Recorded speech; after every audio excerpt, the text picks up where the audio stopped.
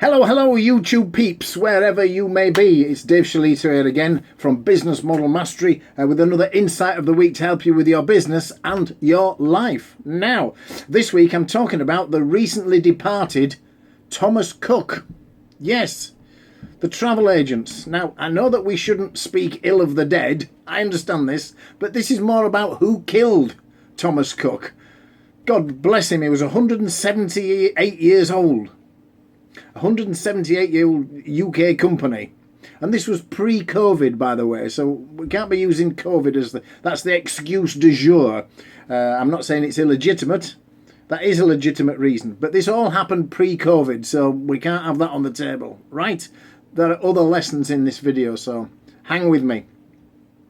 So let's have a look at Thomas Cook. Thomas Cook had 1 million people paying in advance every month before they had to spend anything or buy anything.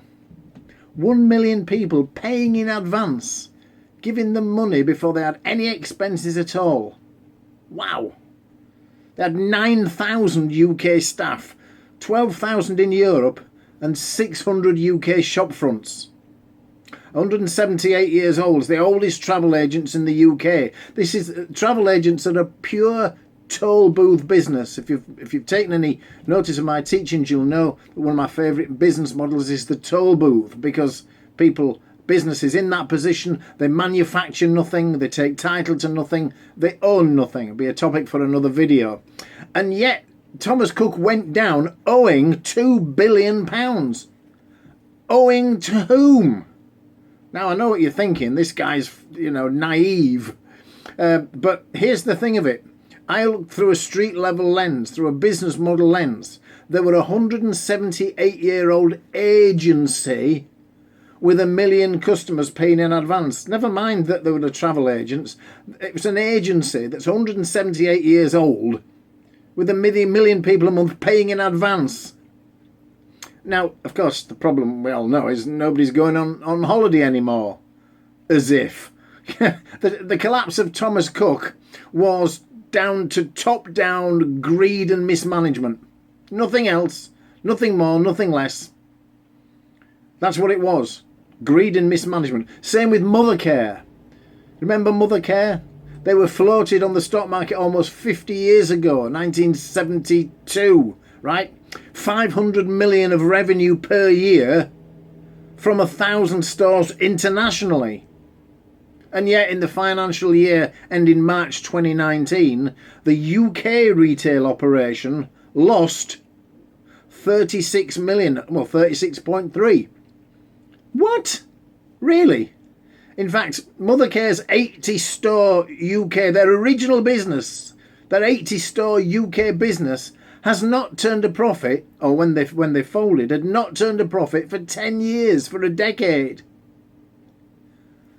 Wow. Because when asked to comment, some spokesperson for Mothercare came out with something like, this financial year's key strategic aim was to progress the next phase of our transformation of the group's business. This comprised of two key and related elements. First, to secure a financial structure for the whole of the group which maintains a sustainable business model with capacity to secure future growth. Second, to evolve, adapt and optimise the structure, format and model for our UK retail operations. Through this process, it's become clear that the UK retail operations are not capable of returning a level of structured profitability and returns that are sustainable as it currently stands, nor attractive enough for a third party to operate on arm's length basis. The company is unable to continue to satisfy the ongoing cash needs of Mothercare UK. Plans for restructuring and refinancing are well in advance and have been finalised for execution immediately. Blech. Now, don't you just hate all that corporate gobshite word salad? No. The real reason Mothercare UK went down, as we all know, is nobody's having children anymore. As if. No, they just made the same stupid mistake that Kodak did. La la la la la la la. Digital cameras, no, no, no. Camera on everybody's hip, built into a smartphone, la la la la la. That's Kodak. This happens on you can see this the same on a local level. Any barbers or hairdressers that goes under, they blame location. You chose it, you gimp. or lack of business, or the excuse du jour, Brexit, right? Because as we know, all these things have stopped people's hair growing. No, it's all pure mismanagement, top-down greed, not understanding a sustainable business model. Now, I'm going to make a prediction. WH Smith's, for instance, their principal business is stationery, and their secondary business is books, and I think that they may follow suit. Example, a pack of 50 DL envelopes, that's this size, just a regular sized envelope, costs £5.50 at WH Smith's, but you can get the same online for £1.50. Even at other bricks and mortar shops discounted. So, like, duh. People go into town to pay £5.50 for a pack of 50 DL envelopes? I don't think so. But if you wrap all this corporate speak, you can do that all you like. But businesses that service not just ongoing, but increasing needs, increasing needs. More people than ever can afford to travel abroad. I'm not talking about the current COVID crisis. This was before. More people than ever can afford to travel abroad. Correct? Let's look at the hairdressing example. Thanks to Instagram and social media selfies, personal grooming has never been more important. Right? No excuse for the hairdressers to go down. The population of the UK has gone from 55 million when the NHS was designed to over 70 million now, which is why it's creaking and groaning, in my humble but relentlessly accurate opinion. So somebody out there is having babies, so they're going to need baby stuff. Hello? No, this is top-down, end-to-end, soup-to-nuts, bumper-to-bumper greed and mismanagement, not a lack of demand for the core services. As I mentioned, at a street level, if you run a hairdresser's or barber's for 5 years and you've got to close for financial reasons, that's your fault.